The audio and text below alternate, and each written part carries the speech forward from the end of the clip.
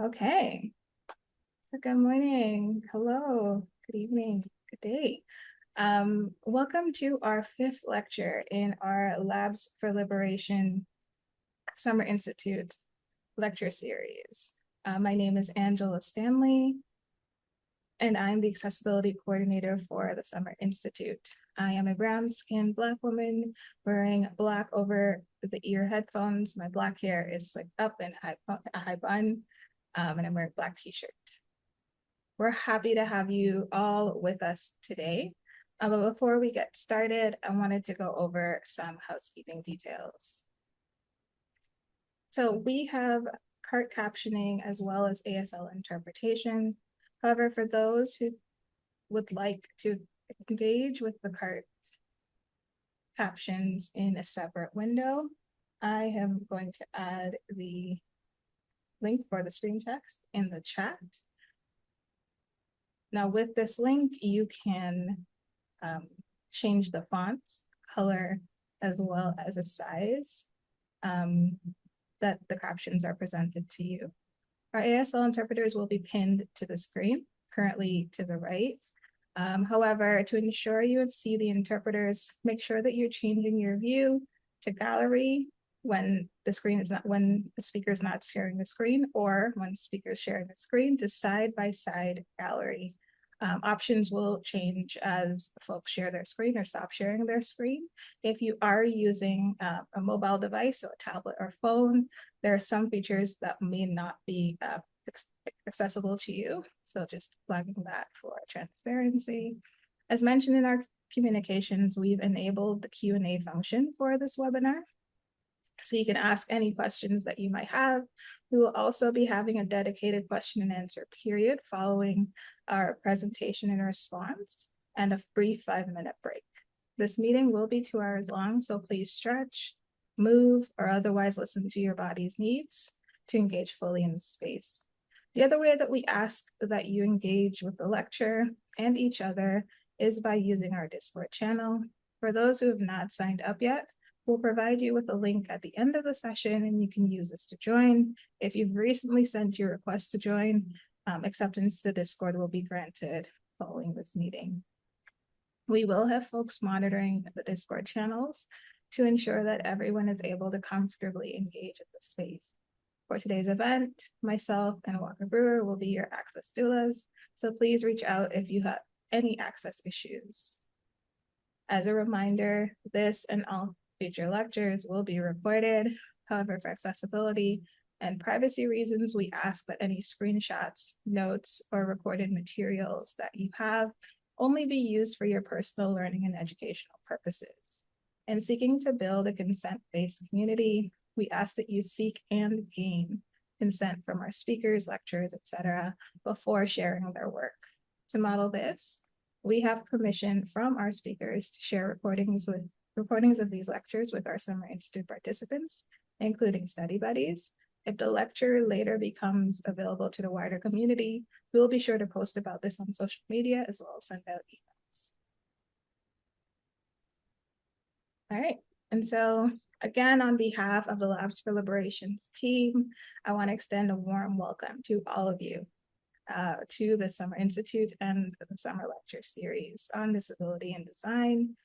Our goal for the Summer Institute is to explore emerging and critical approaches to access, which are rooted in Black feminist disability studies, critical access studies, disability justice, design frictions, social practice, and critical studies of science and technology. Whether you're attending a lecture, participating in a design lab, or collaborating with a study buddy, we hope that your experience this summer is connective, inspiring, and enlightening, and that you get a chance to work out some of the sticky and messy things about access in a very supported space. Again, I want to remind folks that this is a webinar, and so you can submit questions through the Q&A functions. However, the chat will not take place on this platform for accessibility reasons. When you registered for the talk, you should have gotten a Discord link to the server. And once you are in the server, there's a specific channel for discussing the lectures. And please click on the week 5 lecture chat thread and in the lecture chat channel in order to, chat with your colleagues and create that sort of supported space to work out some of the sticky and messy things about access. So I'm going to pass it on to our co-director, Moya Bailey, and our moderator, Dr. Nick, to get the session going. Thank you so much, Angela. I am so happy to be with you today. My name is Moya Bailey. I'm wearing a black t-shirt that says Embrace Authenticity, and I am a dark-skinned Black woman with a short fro. I'm joining you all, and we are recording this webinar via digital devices that are linked all over Turtle Island. I live in the traditional unceded homelands of the Council of the Three Fires, the Ojibwe, Ottawa, and Potawatomi nations, and many other tribes call this area home. We are in a global community with many of you in spaces where the traditional stewards of this land have been displaced. We recognize that land acknowledgements are not enough, and I was really moved by Indigenous elders saying that land acknowledgements can be used to make people relax and not be rigorous around white supremacy. And we're not interested in doing that here. But it can be easy to forget that the hardware that connects us is made from minerals extracted from stolen land and mined by exploited people around the world. So, when discussing our work and its social justice implications, we cannot forget the too often invisibilized logics of settler colonialism and the land, labor, and love that made this lecture series possible. So, in addition to acknowledging the land that supports this Global Labs for Liberation project, we work to make sure our work supports the descendants of those whose enslaved labor made this space possible. We acknowledge the labor of enslaved Africans and their descendants who have enriched this region of the world with cultural and economic contributions that can never truly be quantified. We add to this remembrance an acknowledgement of the Congolese miners who mine the minerals that power our digital devices, and the Zhengzhou Foxconn factory workers who make many of the devices through which we are speaking today. The exploited labor of people around the planet is supplemented by the love that went into making this event possible. Many thanks to Amy, who couldn't be here today, Angela, Nick, and other members of the Labs for Liberation team. Thank you also to the Mellon Foundation and our respective institutions for helping to make this possible. I'd also like to thank many of the ancestors, scholars, activists, and contemporary organizers that loved each other and the world enough to make disability justice possible. What you see on the screen are some of the people who inspired the Labs for Liberation project, both living and transitioned.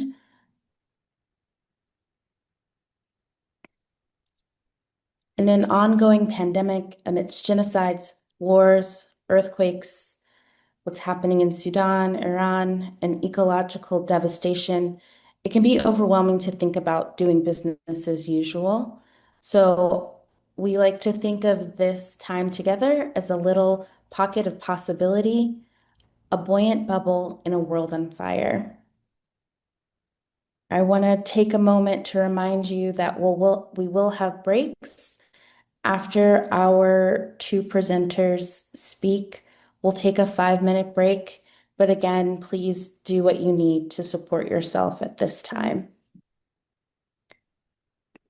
Lastly, I'm just going to read the short version of our code of conduct, which is going to be placed in the chat for you to see the longer version of. Labs for Liberation is committed to promoting a considerate and respectful environment focused on collaboration, accessibility, communication, curiosity, and generosity. We are dedicated to creating a consent-based anti-harassment culture rooted in the principles of disability justice. And with that, I'm going to turn it over to our fabulous facilitator for this morning conversation, Dr. Nick Adler. Thank you. Hey everybody. Author. Hey everybody. Nick speaking. I'm a brown skinned black presenting femme presenting person. My hair is up in spiral braids in bantu knots, and I'm wearing a blue over the head. What do you call these things again? Headphones, and I'm wearing glasses, and I have on a black shirt that says growth is adaptive, growth is resilient. I am here to first offer a reminder that we are engaging in a culture of consent with the materials produced in the lab. And so we ask for you to seek consent for using any of the recordings or materials outside of the lab space. And now I'm going to introduce our lecture for today, as well as our speakers. So first, in this performance lecture, Jeff Kasper deconstructs resilience as a form of collective access work, something designed, sustained, and practiced together. Blending storytelling with a tour of past projects, writings, and design workshop ephemera, Kasper invites the audience to explore accessibility as an ongoing relational endeavor.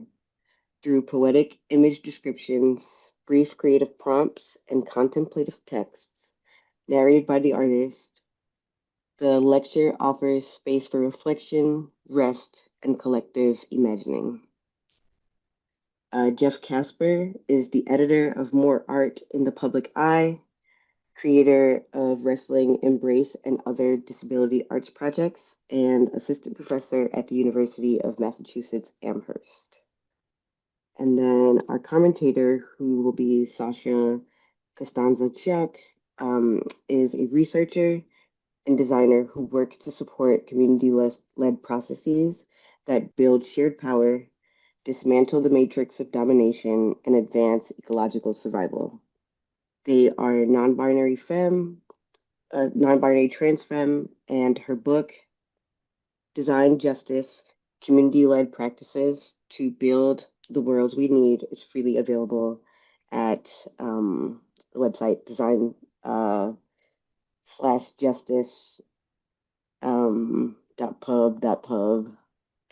I'm sorry, I'm going to drop that in the chat because that was terrible to read. But without further ado, I am excited to invite Jeff to begin sharing their lecture. Thank you so much, Dr. Nick. Thank you, everyone, for the wonderful introductions. I really appreciate being invited to lead today's lecture performance, and it's been wonderful to attend all of the last events as well as collaborate with the Social Practice Lab over the last weeks. So I'm really excited to be with y'all today. I didn't say this at the start, but Jeff here. I'm a light-skinned mixed race black man. I have a kind of long mustache and beard today, and I am wearing a black t-shirt with a black cap, 5-panel cap, and you can't see it, the background behind me, but I am sort of backlit by the woods of New Hampshire. Um, this morning, I will be guiding you through a stream of image descriptions, poetic texts, and contemplative reflections. At the core of this performance lecture is storytelling. I'll be occupying many voices. overheard conversations, the listserv thread, the self-critic, voice notes, meditations, and the inner monologue. The images I will share are objects I've created, design ephemera, workshop documentation, public art, and writing. Please participate in whatever way feels comfortable for you. Feel free to move or rest, listen gently, or simply notice what resonates.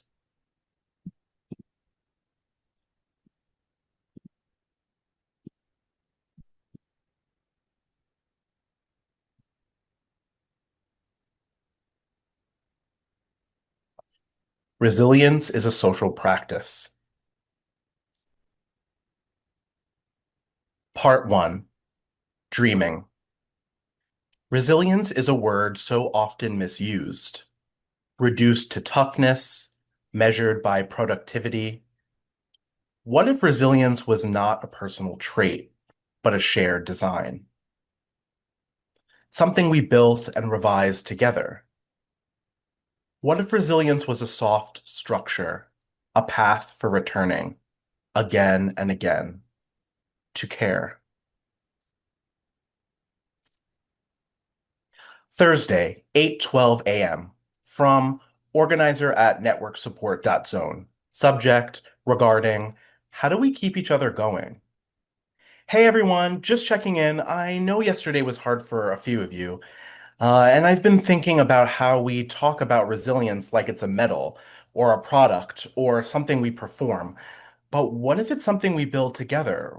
What if resilience isn't about bouncing back, but about building soft places to land? Let me know if you're out there. We don't have to do this alone. There I am in my teaching studio. Uh, Here is an image of me in my teaching studio. I'm wearing a fitted black cap and a black t-shirt, and the words, colorful letters across my chest are LOVE in bright letters, bright geometric shapes, love. I'm hunched over a studio table, a wood table, and I'm cutting meticulously pieces of paper. Soft spots, a project I'll talk about a little bit later.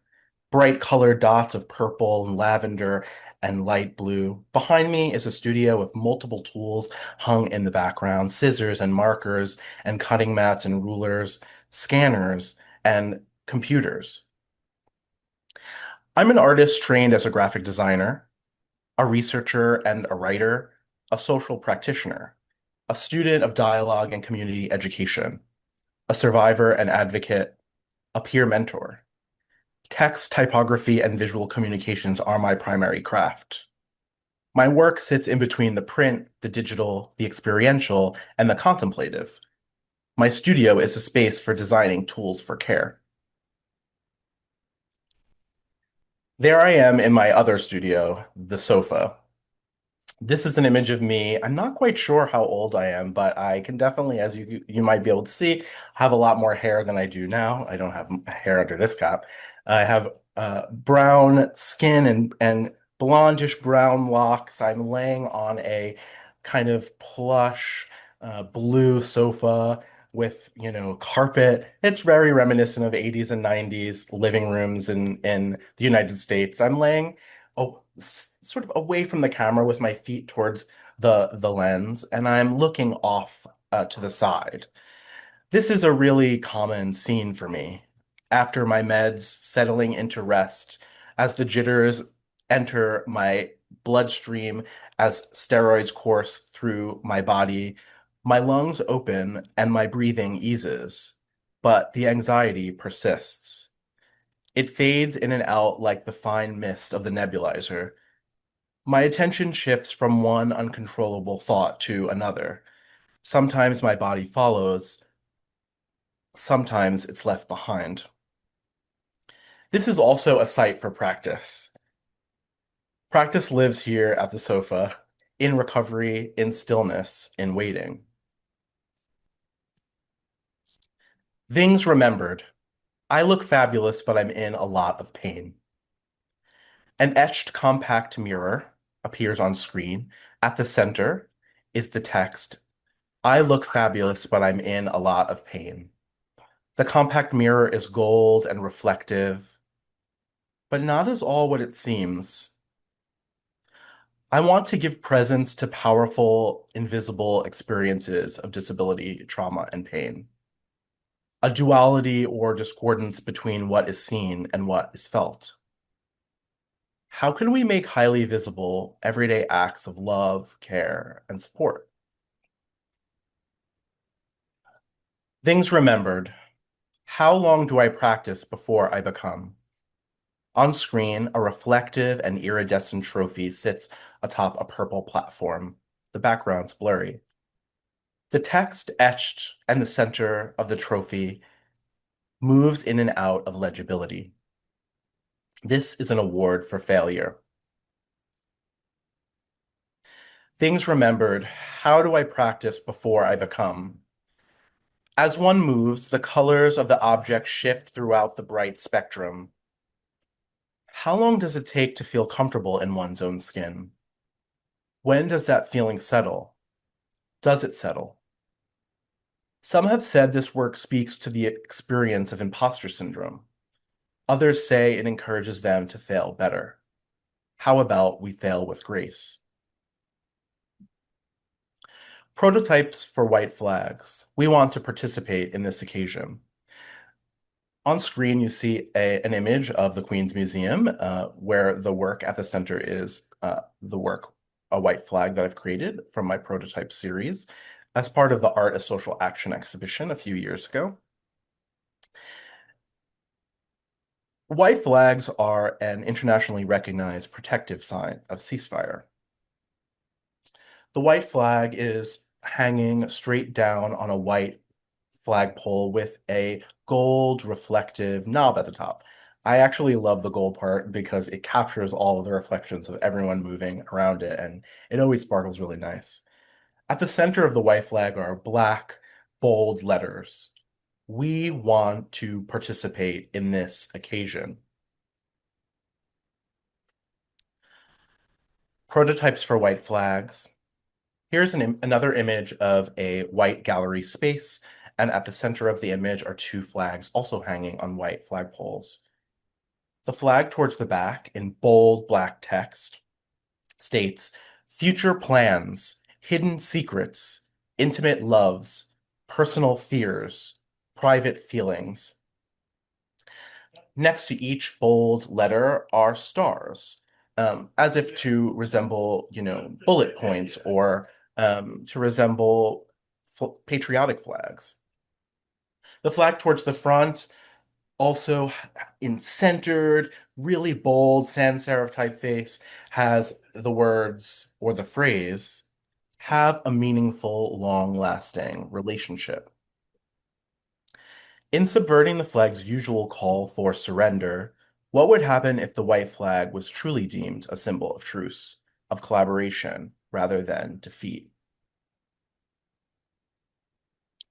Wrestling embrace.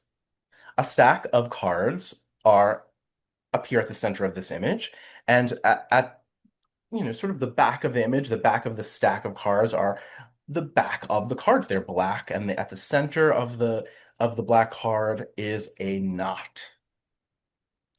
At the top of the stack is the front side of the card, a white card that says, hold any distance no more than 3 feet.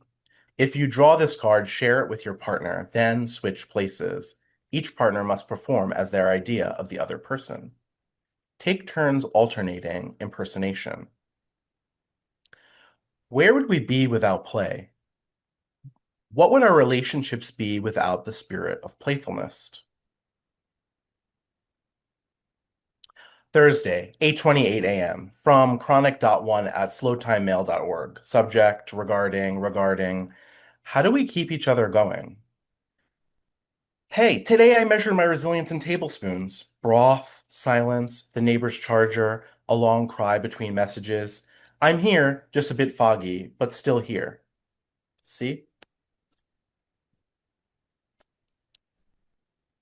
Wrestling embrace. At the center of the image are soft mats designed for negotiating consent. Two rings, one for intimate space and the other for personal. You know, that line you don't want anyone to cross. A moment for two, places to measure the distance between us. What if we could role play our most naughty interpersonal interactions? Can we practice embrace, support, and vulnerability? Is distance the only truth of closeness? Wrestling embrace. Two bodies appear from the back, each embrace across opposing sides. Sitting close to the floor, one head rests on the other's shoulder. The other rests on another. Wrestling embrace. Two rings, remember to feel, relax, say it clearly and concisely, navigate by touching, show, don't tell, avoid confrontation, explore being together, maintain consent, learn what makes you feel safe. Thursday, 8:51 a.m. from boundaries drawn at proximity.tools. Subject regarding how do we keep each other? Everyone keeps saying bounce back, but I think resilience is clay, shaped, reshaped, softened by many hands, a thing you can hold, but never quite alone. We design it together. B. Scaling vulnerability. A blurry hand slides a bead along a minimal bar scale set on a black table. The location of the bead is hard to discern. Below numerous positions on the scale are words set in white. Avoidance, competition, compromise, accommodation, and above, comfort. At either end of the scale are the proxies you and I. To scale vulnerability is to choose flexibility over certainty. To recognize that comfort is dynamic, not fixed. Wrestling embrace. Two bodies appear from the front. You cannot see their faces. Holding hands, they're walking freely as if to give each other a stroll. Their feet are softly supported by the leathery mat below. Wrestling embrace. Two bodies appear from the side. Hand in hand, palms in a delicate rest. Each faces one another in a steady gaze off screen. Sitting close to the floor, grounded, so close you can hear their stomach gurgle. Friday, 12:43 p.m. from boundaries.drawn at proximity.tools. Subject regarding soft refusal. Resilience is knowing the shape of no and using it to protect the shape of yes. Softness is not absence. It's a boundary practice. B. Wrestling embrace. You draw another set of cards, only the top of the top of the stack is visible. At the center of the card, a text. At the top, hold any distance and recite. Heartbreaks and promises, I've had more than my share. I'm tired of giving my love and getting nowhere. Nowhere. Extra points for anyone who recognizes those lyrics.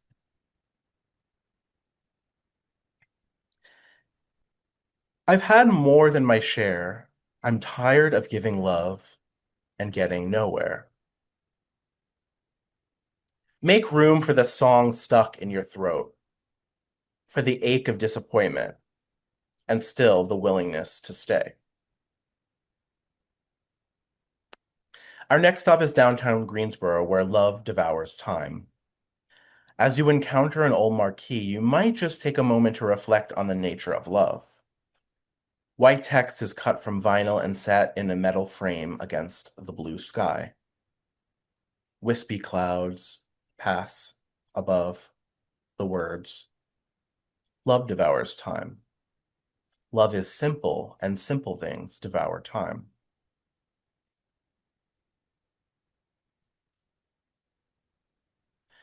Sunday, 10:26 a.m. from love.marquee at downtownsignals.org. Subject regarding simple things devour time. I'd like to share the manifesto we wrote together during last community meeting. It's called Love Devours Time. 1. Love is a choice. Love is action. We choose to love. Love cannot be forced, but it can come as a surprise. 2. Love is sustainable. Love only endures when it is maintained, upheld, or defended. It's a cyclical, resource-intensive process. Love may be transferred from one closed system to another, but it never ceases. Love is a commitment. 3. Love takes time. Love requires trust. Trust feeds on respect. Respect is built from time. In other words, love is simple, and simple things devour time. 4. Love is presence. Love asks us to pay attention to what's happening now. Love in the past is conjured up from memories we've reconstructed. The future of love is fantasy. The present is all we ever really have, and that present is infinite. 5. Love is a practice. Deep listening, close looking, attentive feeling, that's the recipe for love. But like any recipe, you can't follow the directions too closely. You must leave room for a little magic. It's all in the interpretation. Designing safe spaces. This image is split into 10 frames or 10 images. Participants design their own safe spaces. A card reads, imagine a place where you feel happy and relaxed. What does that space look and feel like? Some of the spaces connect unexpectedly. Cut out your design and connect someone else's spaces with your own. Imagine these are different rooms in the same building. What do you notice about the connections? Many people stayed for hours. Their entire families had some awkward conversations. Some quietly contemplated alone. 4 cards lay flat. Practical support. What do you support? Companionship. What supports you? Advice. Who supports you? Emotional support. Who do you share your feelings with? Thursday, 9:17 a.m. from stranger who listens at distantmail.cc. Subject regarding how. You don't know me, but your post really helped. Just seeing the words, you're not alone, it was enough to keep me breathing. I'll keep listening. S.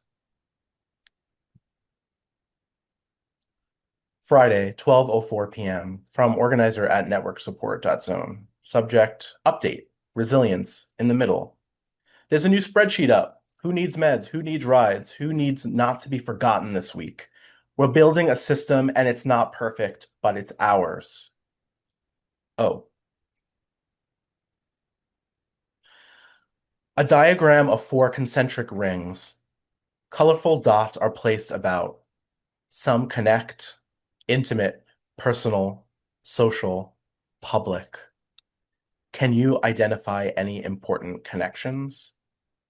Can you identify any important relationships? Is your map complete? Friday, 12:17 p.m. from chronic.1 at slowtimemail.org. Subject regarding update. Pain level 6, energy 2, but I still brought soup to the clinic. They found me a new chair. Small victories. See? Measures of support. Imagine yourself at the center of these 4 concentric rings. Mark a list of points where do these points connect? I don't remember the connection. Maybe I forgot. Soft spots, two soft spots, one fades from sky to lavender. I visualize a ring of support extending outward from the core of my personal space. The other moves from violet to deep purple. I notice beyond my circle of support are less familiar people I'd like to trust. What would it take for them to know what really makes me feel safe? I look down and to the ground for a moment of reflection. I pause as the text and the texture passes through my thinking mind to my knowing body. I continue to pause. Do they deserve my vulnerable self? Another spot, a hand slides and the surface smooths as the bright dot becomes part of a quiet path. Imagine how good it feels.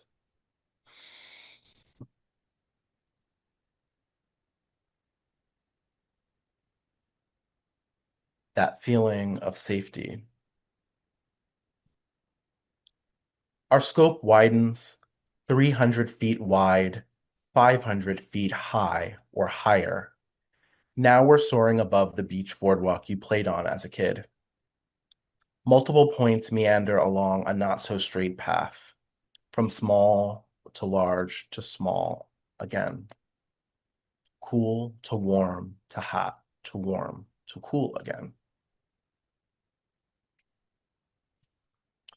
Part 2, a soft landing.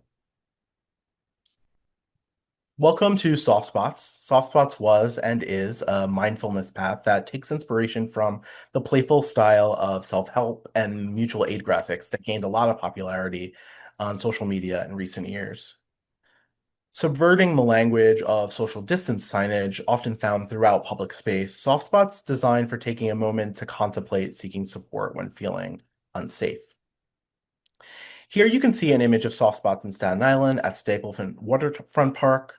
There's a beautiful angled walkway where bright spots of blues and purples and reds and pinks and oranges hug the cement. This is a quiet spot in the park. It's along an edge of a rocky shore, and behind it, you know, it's quiet even though there's a lot of big barges and boats. And you can see in the distance the skyline of New York City. In particular, the highest point, the highest building, the Freedom Tower. Not pictured here, and where many would look or avert their gaze, is, is a place where people sit along the water. Soft Spots aims to deliver or offer a few moments to slow down and cultivate a sense of self-confidence, a time to shake off social anxiety, especially in the times of profound overwhelm and isolation. As you move, one would contemplate what it would take to build or maintain rings of support around you. This is another image of soft spots from above. As you can see, as you move, the spots get larger and larger and then smaller and smaller, and the colors shift. In this image, you can see two tiny people on the left, and they're just beginning their journey. Let's get started with them. We're going to imagine that we're here in soft spots. We're going to locate our body at one of the smallest points along the path. As you start to move, notice all that's around you. The heat of the sun, the weight of the air, the cool breeze. Keep your eyes open or your gaze relaxed, fixed, or imagining the colors as words are offered at each spot.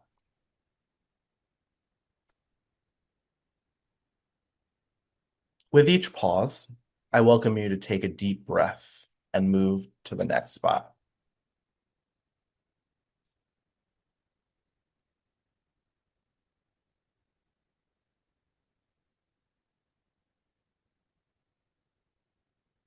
Slowly moving, I notice I am here.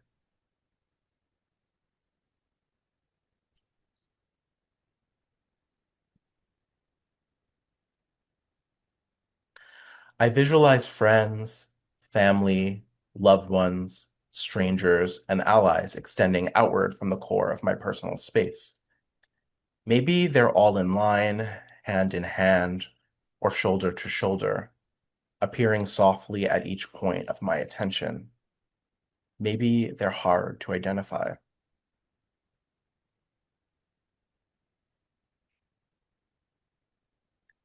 Imagining a ring of individuals around me, I notice who I'd like to call on when harm occurs or when I feel unsafe. Who are the people I can call on for support? I notice beyond my inner circle of support are the less familiar people who I'd like to trust. What would it take for them to know what really makes me feel safe? As I continue to move ever so slowly, I notice my body light and relaxed. Without rushing, I take time to focus on a time of great need. Maybe it's me who needs to reach out. And with that, I turn my attention now to what it feels like to offer support to others. I imagine all the details of vulnerability. I see myself talking to others. I notice my heart rate. I feel my mind slow and my voice steady. I feel myself smiling and speaking out loud.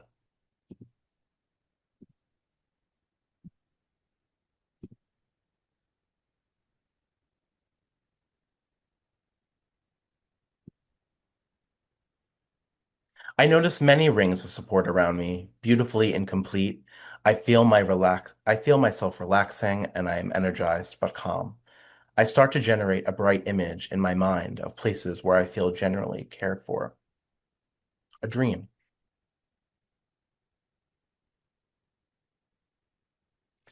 Let me take a few moments to hold a picture with me. I memorize this feeling of calm. I imagine my future self, confident, positive. I imagine how good safety must feel.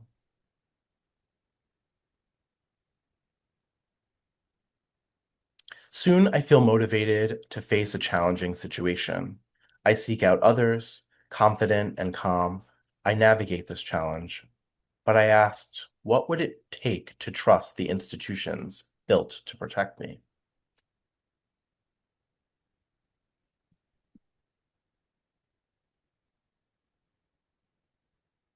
I visualize friends, family, loved ones, strangers, and allies extending outward from the core of my personal space. I notice there are many people I'd like to trust, but I don't know where to start. What would it take for me to have the capacity to express what makes me truly feel safe? Imagining a ring of individuals around me, I notice who I'd call on when harm occurs. Who are the people I would call on? Slowly moving, I notice I am here.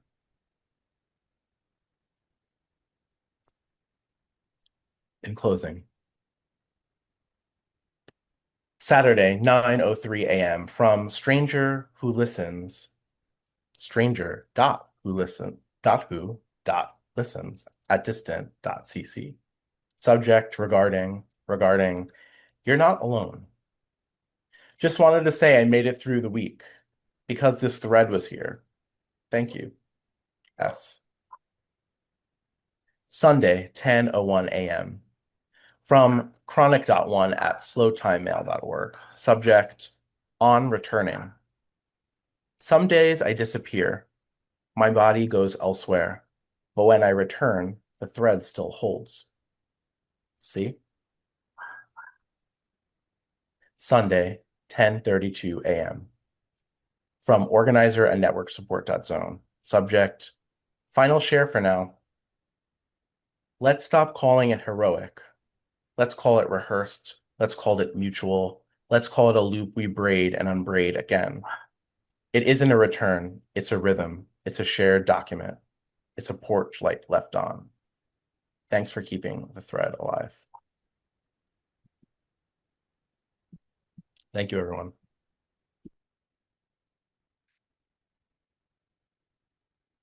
Jeff, thank you so very much for just opening up with that. And now I will ask for Sasha to join and offer her commentary.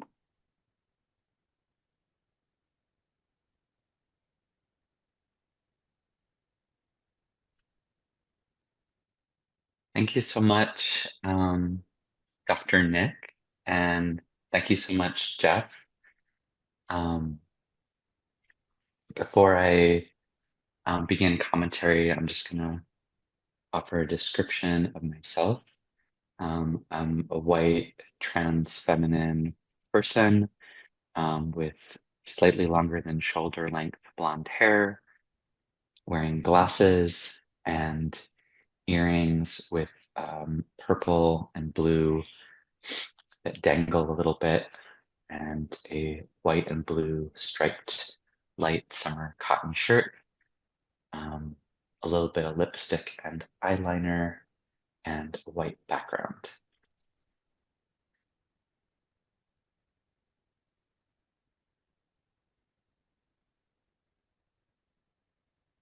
Jeff, I just want to start by really thanking you for the meditation that you just invited us all into. Um, I feel like, yeah, you've just brought us through an extended meditation on resilience, care, accessibility, safety, connection, trust, softness, rings of support. I really appreciated the time that you took and the way that you linked together your personal practice and the visual imagery you were sharing with us.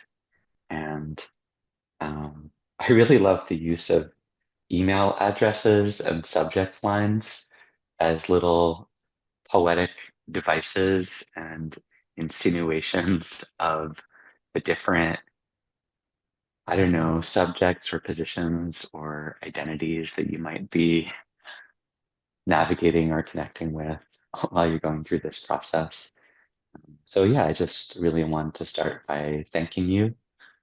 Um, I found that really calming, and honestly, anything that's calming right now is valuable um, in the time in the world that we're living, that we're inhabiting, that we've landed in, because we're in a very difficult time.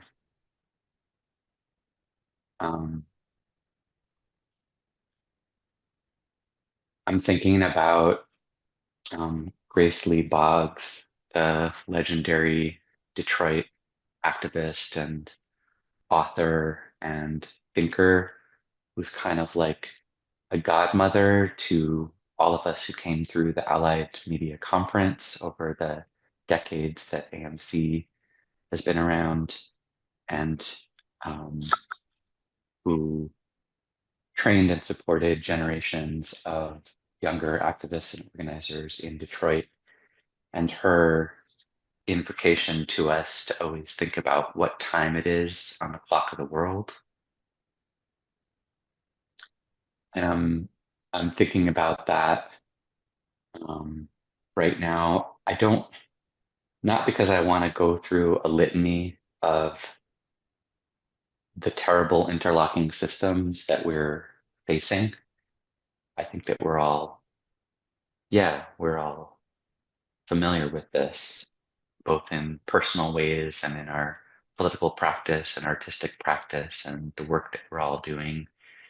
I think if we're here, we're thinking about liberation and we're thinking about access and care, and we're thinking about how can we undo centuries long projects of interlinked white supremacist, capitalist, heteropatriarchy, ableism, settler colonialism, Islamophobia, transphobia, on and on, the many linked systems that are about extending care only to some, that are about amassing and hoarding and gathering as much resources as possible in the hands of a ever smaller group of people and treating everyone else as expendable and deletable and disposable. And the automation of all of that, I'm actually um, I'm in southern Spain right now. I'm here with part of my family. Um, and I just, even though you were guiding us through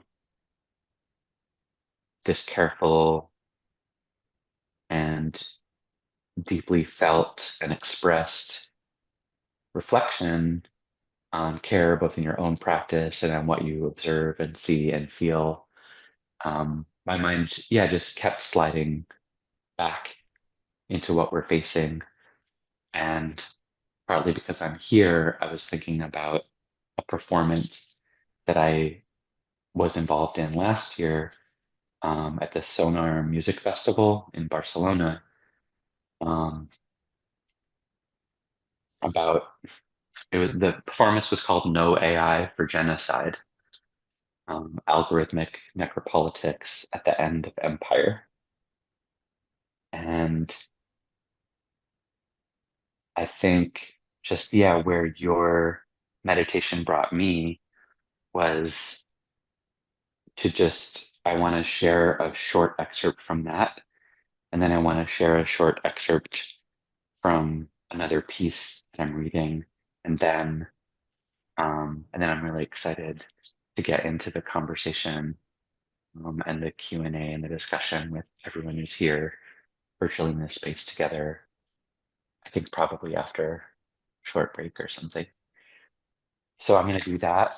And thank you for what you've offered. So briefly, a little excerpt from No AI for Genocide.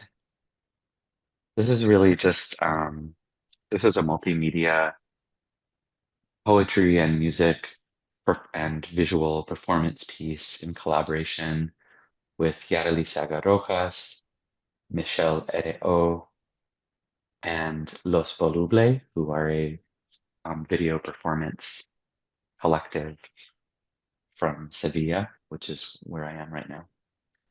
And in this part of the piece, we're just sharing large screen projections about the way that Israel is using artificial intelligence and surveillance technology to scale up mass killings and death in the genocide in Gaza.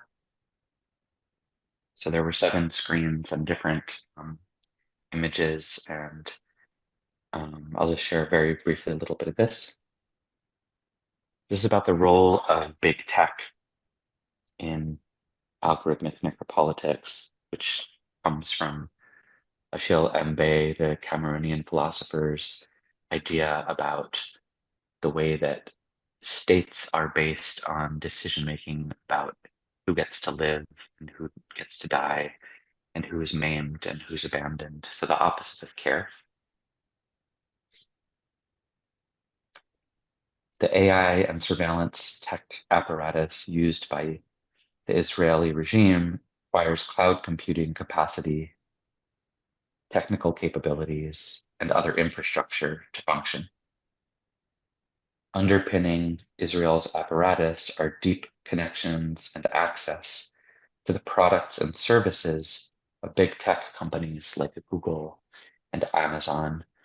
And most recently, OpenAI has just signed a massive contract with the US Defense Department. And these provide military access to tech, data sharing, and server centers, processing and computing capacity, technical consulting, and more. And some of this technology is used to automate genocide with programs like Lavender, an AI-based program that marks people as targets and generates automated kill lists. Where's Daddy? Tracking software that surveils individuals who are on a kill list and signals when they've entered their family homes so they can be killed together with their families. Habsura, or the Gospel, which is an AI system that marks buildings and structures as targets for airstrikes. And experimental facial recognition programs that expand mass surveillance for Palestinians in Gaza and in the West Bank, and increasingly around the world.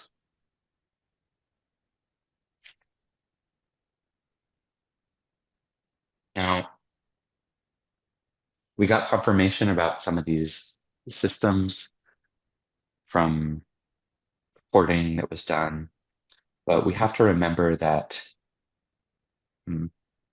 how to say this,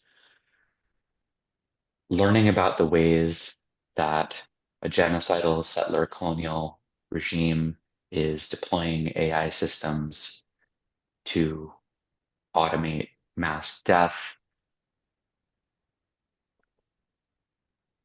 Part of it is actually just a sales pitch. In other words, the mythical so-called capabilities of these systems are leaked to the press in order, on the one hand, to justify wholesale slaughter because it allows them to claim that there's a logic underpinning it other than the logic of erasure of a native people, that we selected someone. And then the debate gets to be about the error rates of the selection process, as opposed to about the century of violent displacement and erasure in Palestine specifically, and the several centuries of violent displacement and erasure of native peoples in the Americas and elsewhere. And it also positions the AI companies that work with the IDF for military contracts with authoritarian regimes all over the planet, including the Trump administration, who, in the bill that they've just passed, are not only doing everything they can to eliminate care for as many people as possible by slashing Medicaid and access to housing and access to health and many social programs, but they're also planning massive expansion of border surveillance and of replicating the so-called Iron Dome, which is the missile intercept technology that the IDF uses. And so they're planning to build one of them supposedly for the entire so-called United States. So these horrible statistics and leaked monstrosities that we hear about in the AI systems that they're building is also about promotional material that will enable these firms to gain access to military contracting.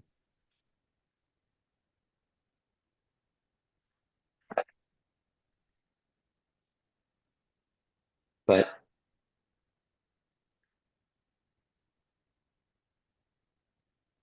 something about all of this is the opposite to extended meditation on care and access and justice. And part of what's helping me remain calm and feel connected and in community and in resistance and in visioning otherwise of the possibility of liberatory futures. And I'll end with this. I think I don't want to take too much time. So I've been reading this book by Leanne Beresamosake-Simpson, Theory of Water, Anishinaabe Maps to the Times Ahead. I'm holding up the book cover and it's getting blurred, um, which is a book that has an image of water made of many tiny dots that you can't see because the zoom is blurring them. But it's a very beautiful hand-drawn pattern that makes it look like water. That's the title on the cover. And I'll just read a really short, it's like 2 paragraphs on pages 17 and 18 of chapter 4, which is called Sintering. And in this chapter, Leanne Simpson is talking about skiing in Jackson Creek, where she lives, in what's called Petersboro, Ontario. And I'll read this excerpt. I discovered that nearly every day the snow was slightly different along the trail at Jackson Creek. I became fascinated by sintering.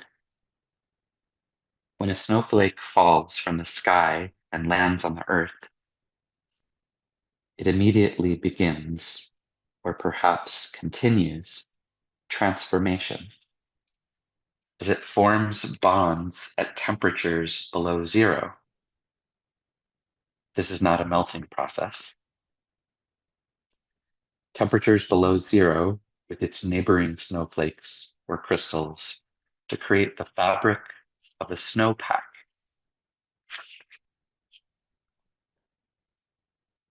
Sintering is a joining. It's a communal transformation that creates a fabric of former snowflakes bonded to each other.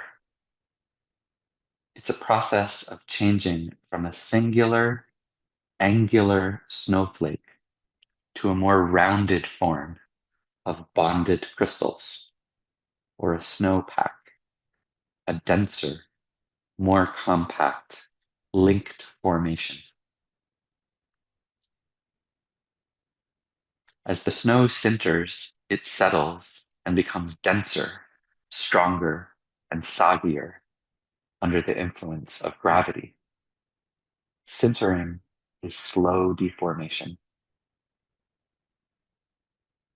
I pay attention to sintering because there's nothing like skating along a well-groomed trail of packed snow. It feels like flying. And so many factors influence sintering: temperature, humidity, the time of day, the weather, who's using the trail, and how. But I think of none of those, I think of none of those each morning when I'm on the sled. I think only of this idea that the first thing a snowflake does when it lands from the sky world is to join bonds, actual physical bonds with its neighbors. It weaves itself into its environment, and it does so in a way that doesn't destroy its neighbors.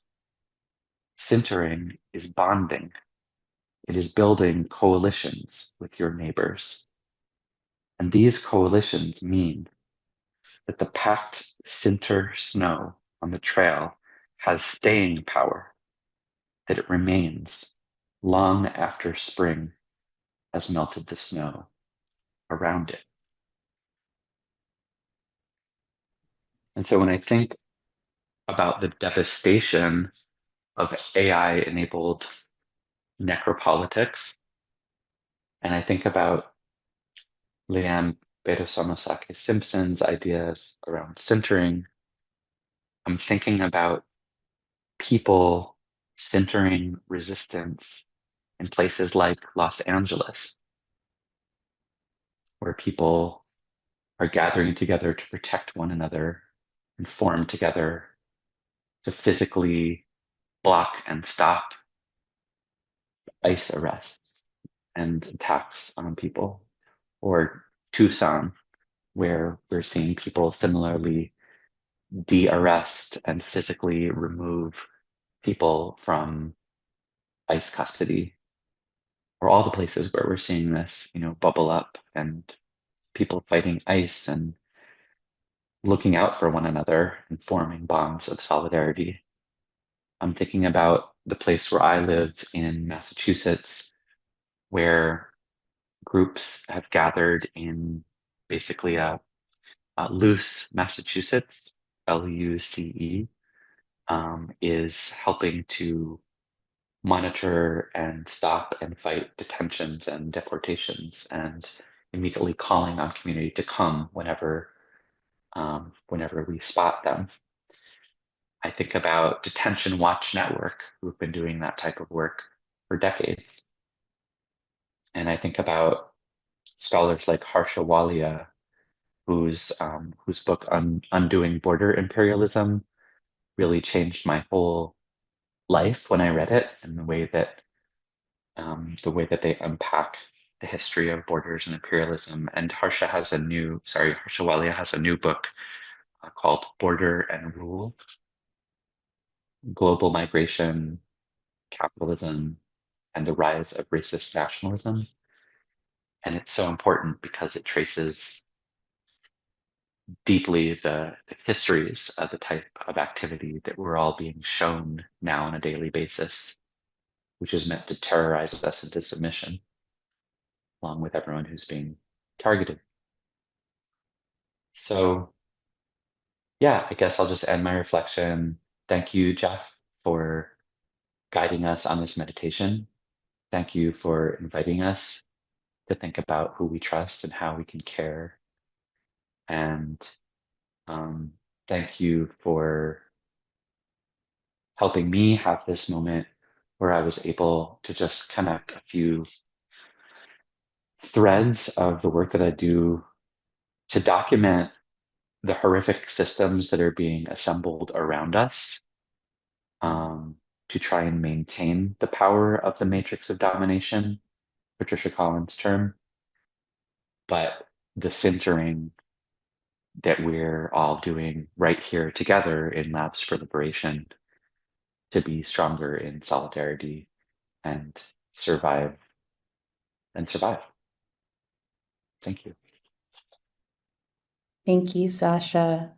We're going to take just a 5-minute break, and in the spirit of the water, we're going to listen to some Vela. So, if folks want to take a moment, 5 minutes, and then we'll come back.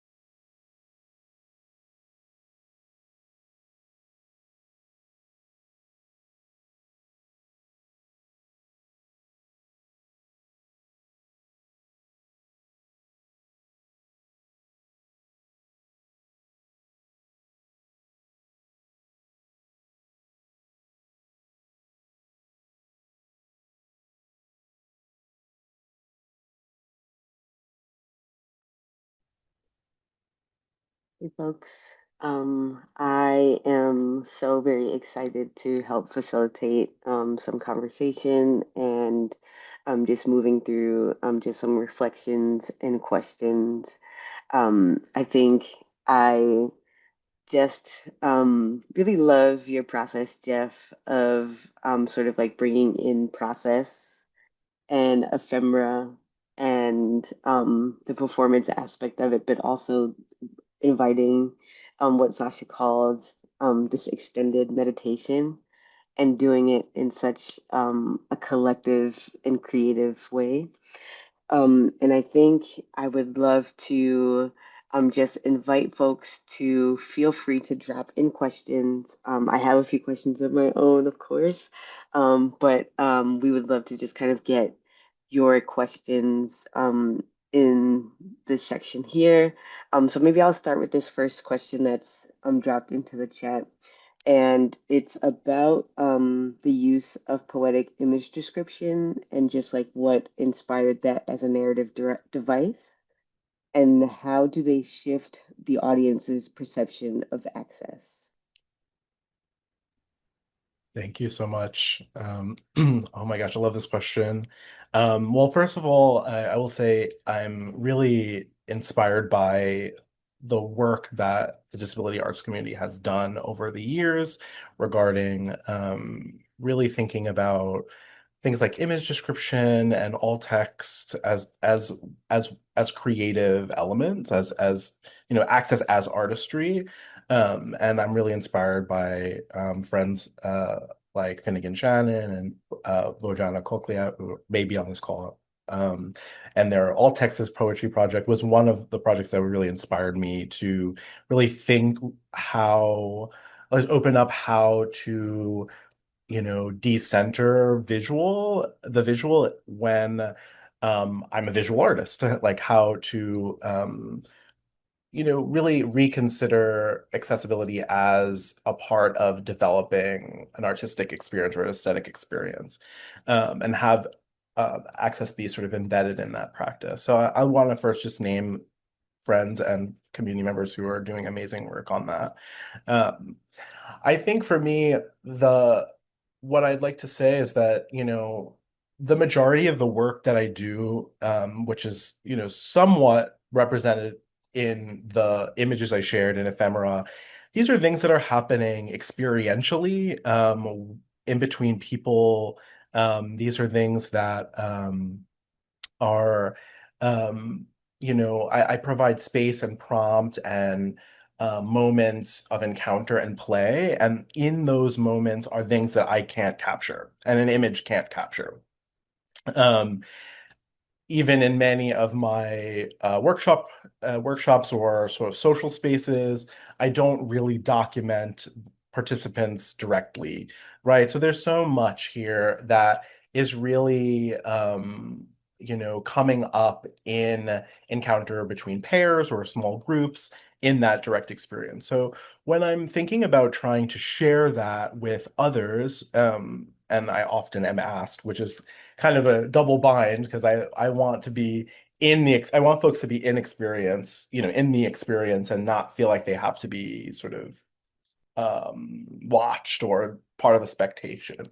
Um, so when I'm communicating this work to others, I found that image description is a way to bring people in other publics into a way that is really gets to feel the texture of what perhaps part of that experience might be like. So describing not only what is present in the particular image, but what also might be not visible, the sort of essence.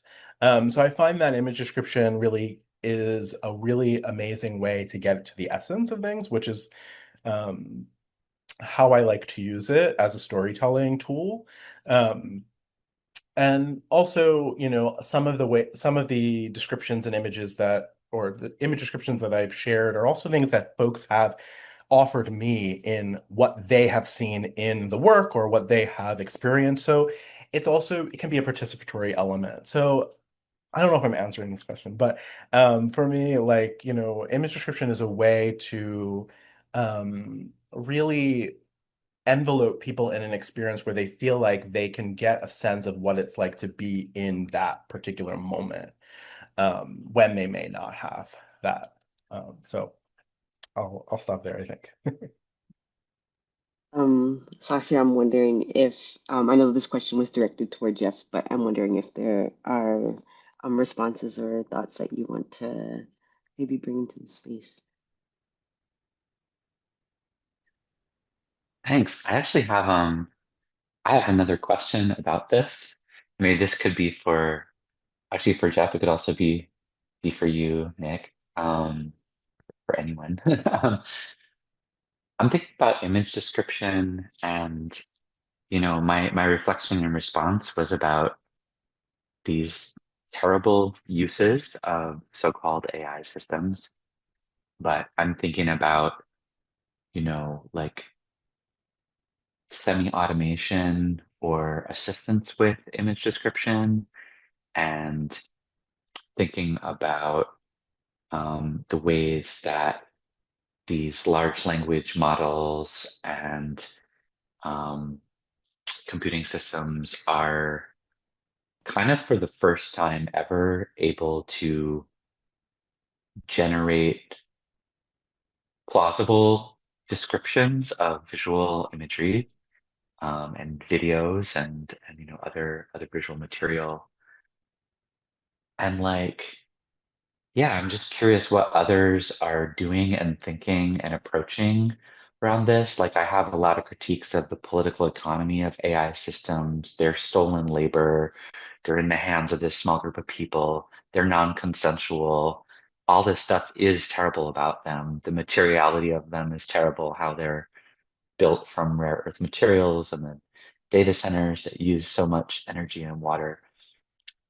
And also, like, what are the affordances that they have that can actually like massively expand a certain type of access?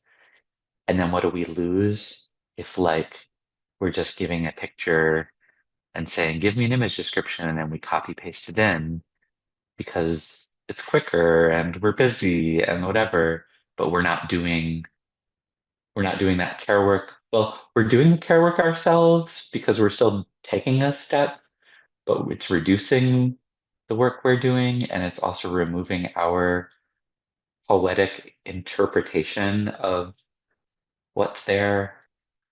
So I don't know. I'm a little bit lost with like how to feel about it all, and I'm wondering what you think. I don't know if I'm any less lost, but I will say that, it's interesting. In some sense, I think about how some of these sort of automated tools are in some sense also providing a lot of access to folks who wouldn't otherwise be able to access material, visual arts material, let's say, for example.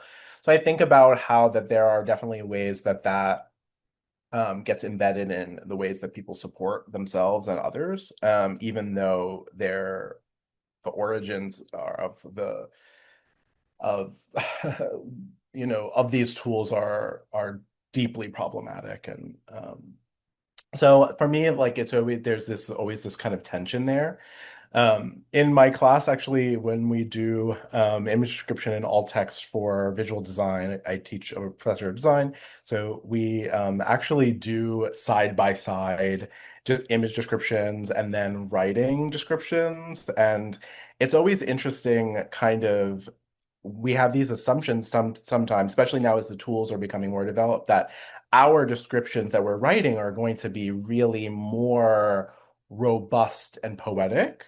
So we have these assumptions, but as the technology has developed over the years, we're starting to really question, like, oh, we look at the image description generated by AI and we say, oh, that they missed something I didn't, and that's really crucial.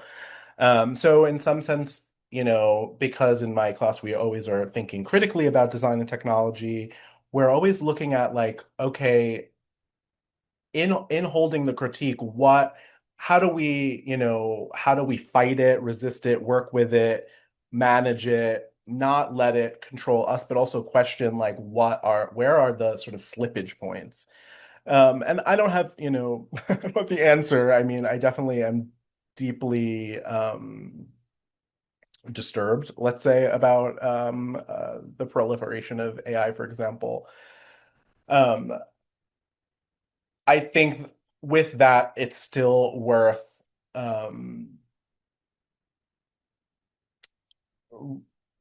actively resisting, in a creative way. Like, how can I push it? What exactly is it that is it doing that I'm noticing that I perhaps wouldn't notice before? So there's this weird sort of edge that I feel like I've been occupying with things. I still feel like the writing from experience and collective writing is um way more life-giving, right? When we're developing descriptions together collectively and we're challenging each other, right? And we're building relationships that we can't do when we put in a prompt and we get something at the end, right? So for me, even if we're challenging AI or using it in our practices, right?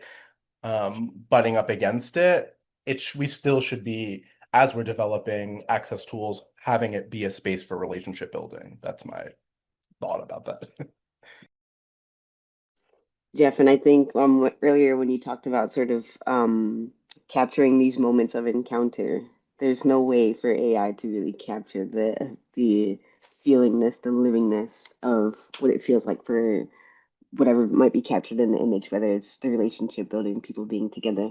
And I think, yeah, I think about the kind of creativity that's lost when Sasha asked what's lost. There's a kind of creative. You really gave us a glimpse into this creative process of inquiry and like description as a creative tool, and that is to me lost when you think about using AI in that way. I also think about the use of prompt because AI is an apparatus. We have to put in a prompt, and as it stands right now, it's giving us this kind of output. And also, you use prompt in a very intentional way. It seems like a space for like invitation. It seems like you're inviting us to sort of like reflect, to think about how we're in relation to ourselves in a moment, um, thinking about the sort of concentric map, the relationships closest to us, then society, et cetera, et cetera. And I think Sasha also did some inviting in the kind of like prompts that were offered. And I'm wondering if you want to say a little bit more about what prompt as a creative tool, as a reflection, as a tool for reflection, actually means for your work.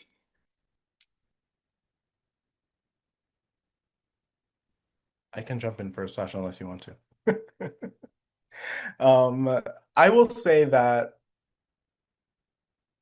I'm really interested in having moments where people I'm interested in creating moments where people have moments with themselves and others.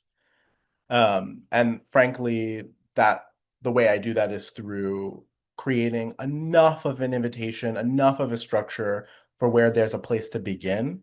Um, and I find that the prompt is that tool. And the prompt can be a game, the prompt can be a literal invitation to come to a space. So I think it creates a framework. But I think what's interesting when I'm thinking about the sort of differences between prompts and the way I use it and sort of the sort of way we think about it from AI, I'm thinking about the prompt in my practice as, yeah, as the opening. There is no particular place I want you to go as the artist or facilitator.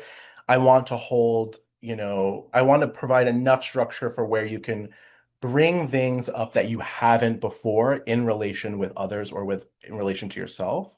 But I don't have a direction where I want you to go particularly.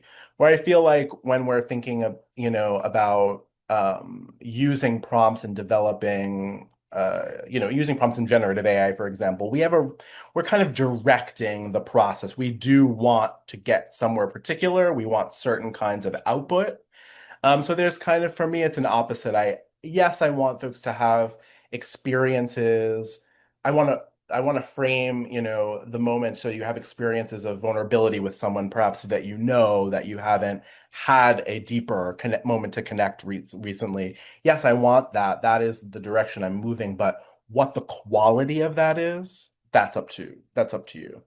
And that's, I think, the beauty for prompts for me is, how can I create something that can give us enough structure but still be flexible. I don't know if that makes sense, but that's how I think about it, a little bit.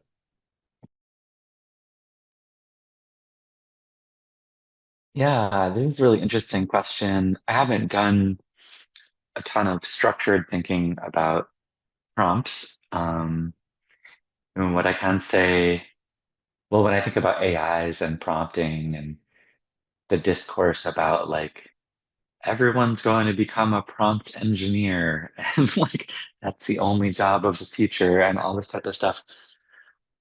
Maybe I'm just, what I notice is the way that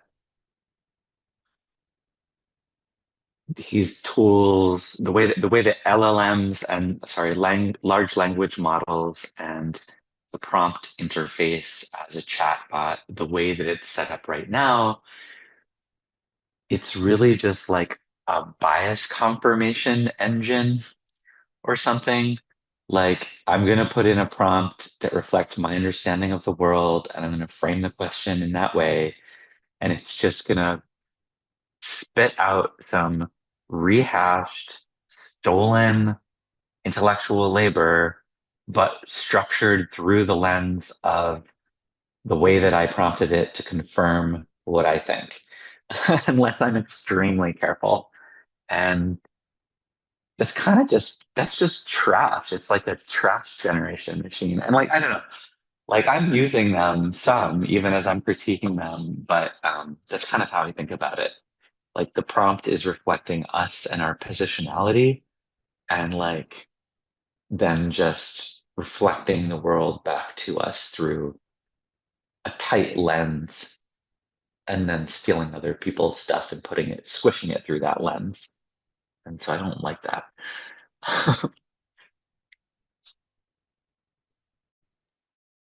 Yeah, and I think it almost the different ways or kind of like spectrum is reflecting back to me the ways that prompts can be this space for like opening or a tool for constricting or closing in.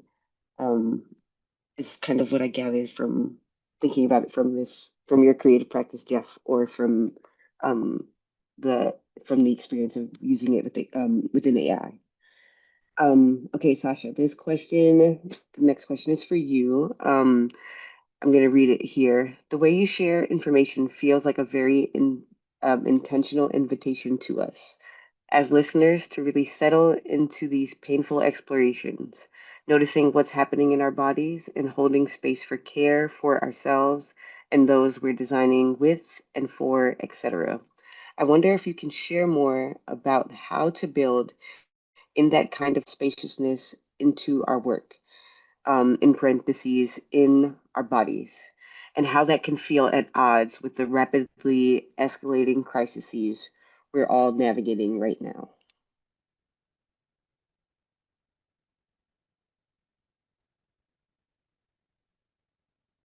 Thanks for this incredible question. This is a really powerful one. Um,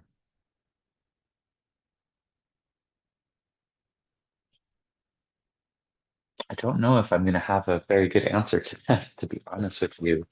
I think, um, yeah, how do we hold spaciousness in the midst of the poly crisis and not the crisis of polyamory, poly communities, the intersecting crises of ecological collapse and rising authoritarianism and all the other things. Um, I love all the little laugh emojis floating up here. Um, for me, I've had to figure out, what are just some personal practices that work for me to calm me down and give me space.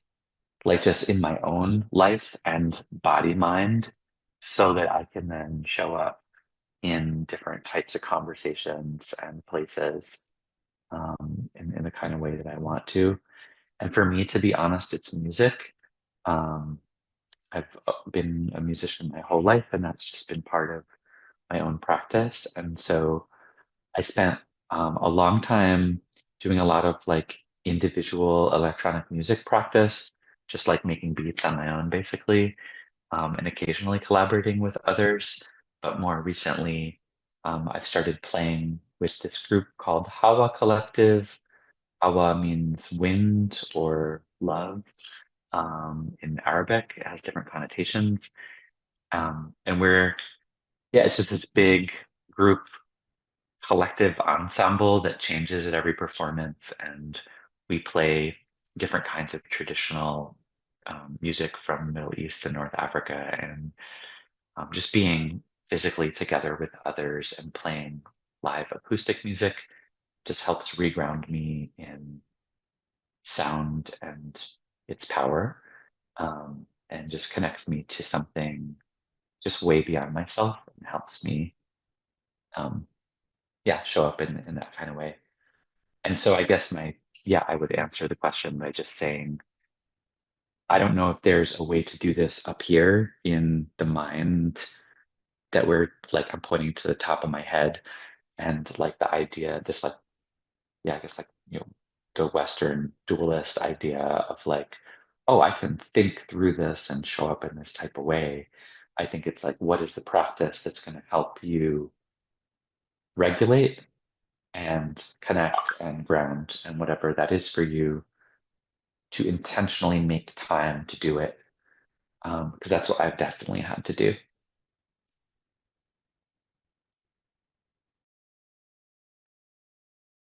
I'm kind of noticing that we have a few more minutes, and I want to try to maybe move us along to maybe one or two more questions.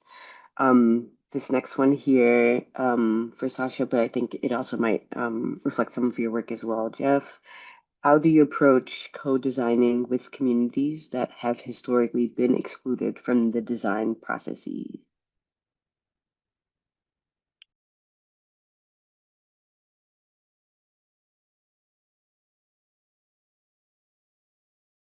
You go I'll first.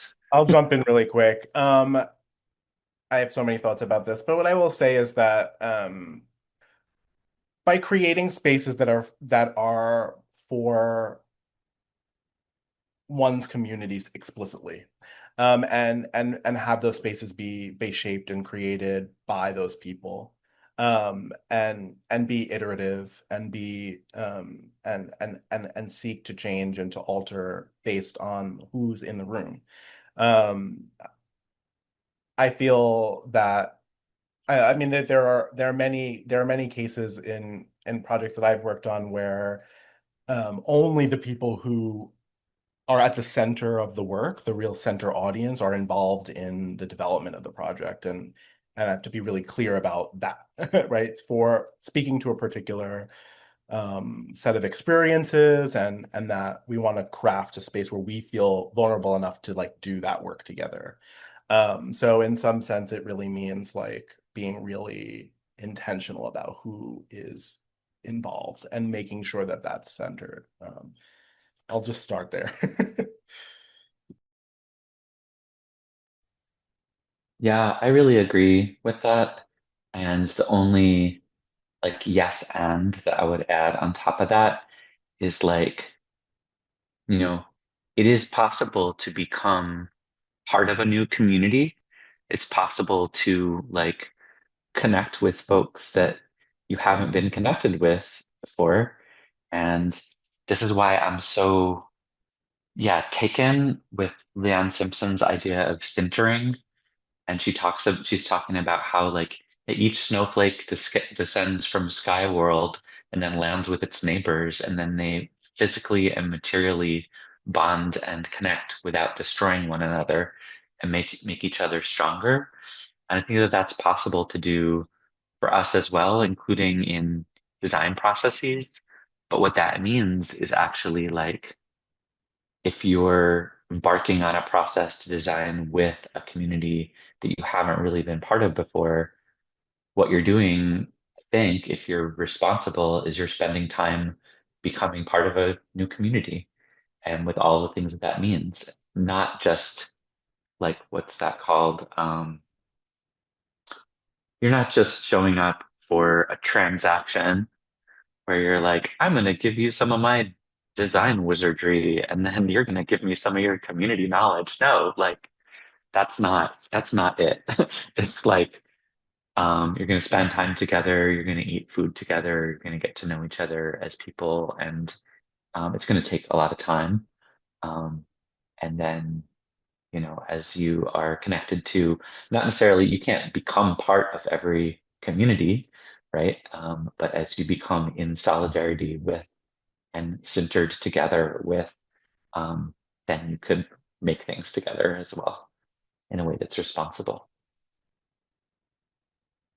I love the sort of metaphor of the centering as like coalition building. I think that's beautiful. Like, and thank you for sharing that text today. Yes, thank you. So I think maybe this might be our last question here. There are some great ones in here, and I wish we had more time to keep diving. But this one, it is framed with a little bit of context, so I'll read it out here. It seems that there is an element of individual responsibility woven into community and social resilience. Like C, who showed up even in pain and low energy. Something about our individual actions of resilience that create space for the community to react with caring, with love, with accommodation. Jeff, what are your thoughts on my thoughts? Um, I definitely would say that I have also observed that in my time as a human. I think that I would certainly agree. I'm always thinking about the balance between autonomy and collectivity, and that I've been in a lot of collective experiences, some beautiful and some not so beautiful, where the self was supposed to be neglected at the sake of the group. And that is a fine line to walk to move along, because I think that it's important to feel that you're also in control of your own decisions to some extent, that you have a sense of agency, but also that you see that and you work that out in relationship with others, in relation to others' sense of autonomy. So I don't have a super like long-winded answer to this, but I think it's a balance that needs to be made, and I think sometimes we do forget about the the self in understanding how a collective is formed, maintained, sustained. And I'm interested in that, and I think that for me it comes out a lot in my work in the tension between contemplative work, right? A lot of what I offered today was contemplated the self in relation to others, but also then the embodied, which is in relationship to others directly. So in my work, I try to balance time to really think about and work through for yourself, but also then practice, play, be messy with others to kind of work out the individual within a collective context. And so, because I think that that's really needed, and I think that that's how we build trust is being able to work things out individually and collectively. Um, I don't know. I'm actually wondering if I could sneak in one more question, that kind of relates to a question that's here, and it's about the choice of language and vocabulary used in soft spots. And I think you may have mentioned briefly the inspiration from like Instagram graphics in that project. And so the question here is thinking about multiple languages, plain language, and the potential that they have on the impact of the individuals to engage in the process in their walk. And then I'm wondering if there are any more notes that you can offer on sort of like the inspiration around that you shared about Instagram and in that project. So in that project in particular, I was doing a lot of things at once. I wanted to provide a space for folks to it was in some sense a very solitary project, right? I imagine like individuals contemplating along a path. You can be done with a group and people have, but in some sense there's this sort of like individual moment you have with the text. I will mention also that the text of the spots was accompanied by audio guide. There is an audio component to that. Um, and that sort of brings you through each moment. In terms of the language for this project, yes, I was doing multiple things at once. I wanted language that was reflective and open enough, not highly complex. I think I have more work to do. There are moments of complexities that I always return to and would love to modify over time. Um, I think that, you know, there was also one of the things I had to think about a lot is that people are encountering text in space and they're coming from different points. So if you look at Soft Spot's design circularly, I would I organize things actually in a way where you might read text out of order and in snippets and in little chunks, and that was a reason for some of the open-ended element of the text. So in terms of language, my kind of dream in developing this project is have abilities for it to be multilingual and translated. It's not something I've yet to engage with, but I would say like it was, trying to be as I try to simplify the language as much, and I really wanted just to evoke images of experiences that people may have had and try to keep some of the language less complicated. As I know, like one of the things I'll say is that one of the most common uses of soft spots was folks doing like little kids jumping from spot to spot along, and they would capture some words that were just, like, um, what makes me feel safe? Something that they could grapple with enough, right? Conceptually, it's really deep, but they might ask a guardian, what do they mean by this? Or so I try to have enough information for people to grab onto certain things. But just the last thing I'll say about this, I know we have to go, but is that also yes, it was very much so inspired by the kind of language that you would see in social distance graphics, particularly early parts of the pandemic. And, in the terms of like keeping distance and really and thinking about one's spatial relationship with others, that was intentional. And the sort of self-help proliferation of self-help sort of slides and Instagram. So some of the writing is also a bit critical of that kind of writing. I hold all of these things. I think that this can provide a contemplative space, but I'm also sort of critical of the way that media has sort of produced spaces where maybe this can be done inauthentically or they're yeah. So, or reproduce certain ideas. So I definitely I'm curious about holding all of those in together.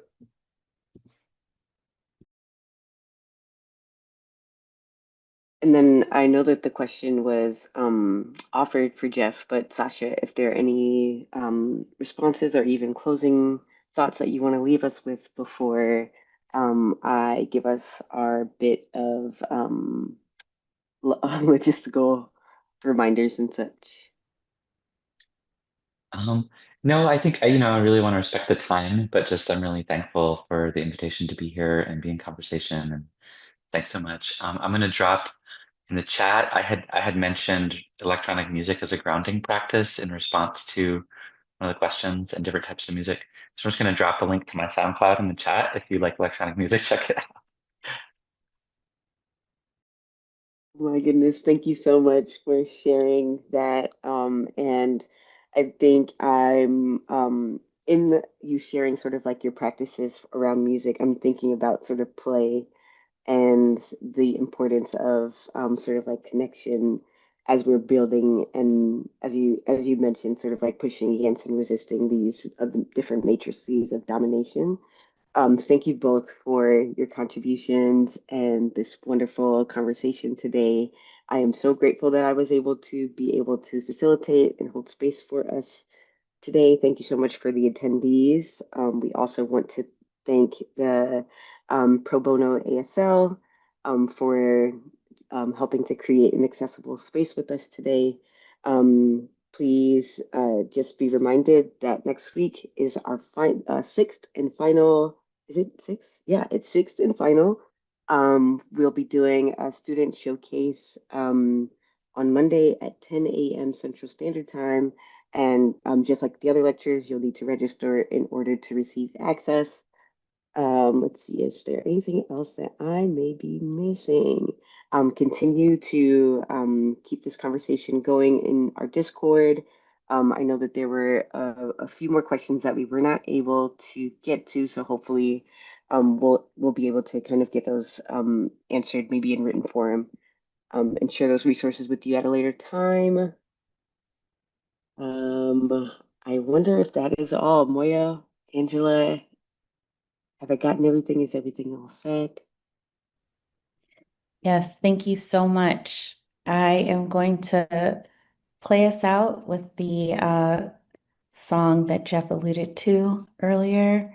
And I just want to say thank you all so much for our time together. It has been truly special and wonderful. So thanks again, everyone. Have a good one. And Angela will take us out.